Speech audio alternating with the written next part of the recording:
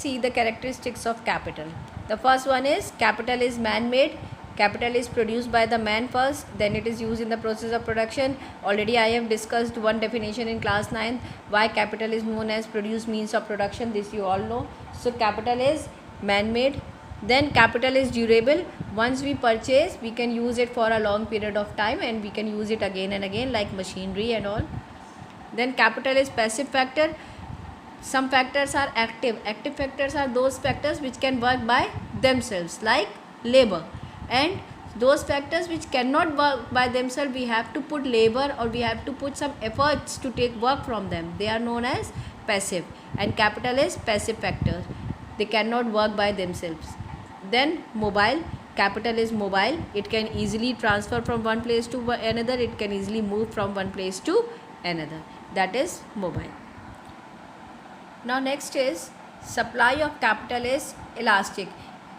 In economics, children, elastic means the thing which can increase and decrease. The thing which cannot increase or decrease, that will be known as inelastic. So we can increase the supply of capital easily and we can decrease also. So the supply of capital is elastic in nature. It can easily be increased and decreased. Then capital is subject to depreciation. Now what is the meaning of depreciation? Depreciation means when we are using any commodity, any durable good for a long period of time, it will have some maintenance charges. There is a normal wear and tear in that good. That is known as depreciation.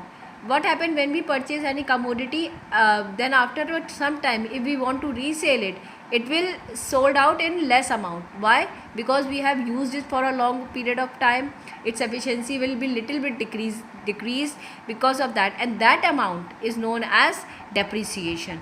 For example, a person has purchased machinery of rupees 50,000, and then after using it for 1 year, the value of that machine must be 40,000.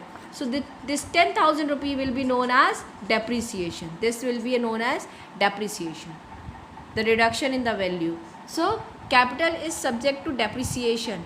Capital keeps on depreciates because of regular usage. So that is capital is subject to depreciation.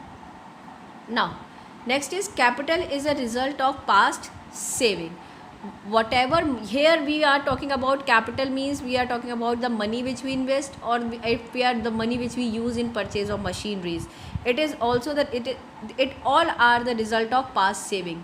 I have already told you in class 9, whatever we save it in banks, and from banks people take it, businessmen take it loan, and then after they invest. This I have already told you. So what is this? This saving, and this is capital. So capital is result of what? Capital is result of past saving. That's why it is said, as much as saving is in the society, as much as investment or capital formation is there. So capital is a result of investment, or capital is a result of past saving. Clear? These are the characteristics of capital. Now let's see functions of capital. The first function of capital is increase in productivity. Capital helps to increase the productivity of both land and labor. Because when capital is there, how it increase the productivity of land? By using new cultivators, by using harvesters, tractors, we can increase the productivity of land. We can produce more in less time. And if we provide good and better advanced technology machinery to the laborers, labor can also able to produce more, so it will also increase productivity of labor. Then by these two ways, productivity, capital helps in increase the productivity of both land and labor. Then comes extraction of goods from nature. Those goods which are available in the nature, like minerals and all, man cannot extract it without the help of tools, machineries and equipments. So these all are what? Capital. So capital helps in extraction of goods from nature. Then large scale production.